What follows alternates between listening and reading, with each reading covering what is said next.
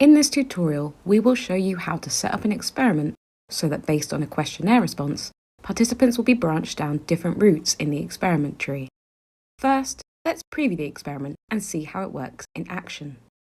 In the questionnaire, if a participant responds with cats, we then branch them down to the cat questionnaire.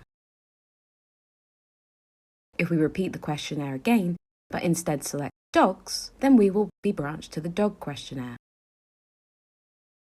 To see how this has been set up, let's look at the questionnaire in the experiment tree. In our questionnaire, we have a multiple choice question asking which of the following do you prefer. Then we have listed our response options, cats and dogs. If we click on the Show Additional Settings, we can see the Save to Store option. By saving the response to the store, this means that the value is accessible at the experiment tree level and we can use this within the branch node. To do this, we need to toggle on the Save to Store setting and add a destination to save the response to. Then we need to select what we want to save. We want to save the participant's response, therefore from the Save dropdown, we select Response.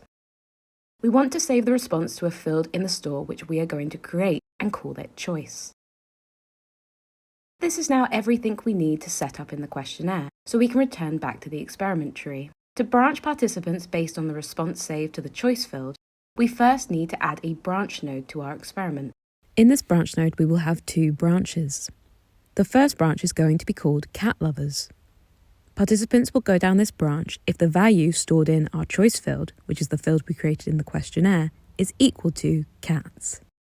Then we are going to add a second branch. We are going to call this branch Dog Lovers.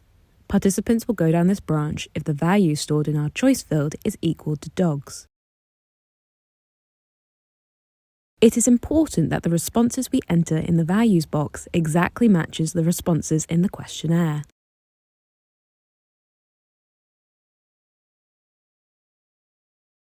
We must also select one of these branches to be the default branch.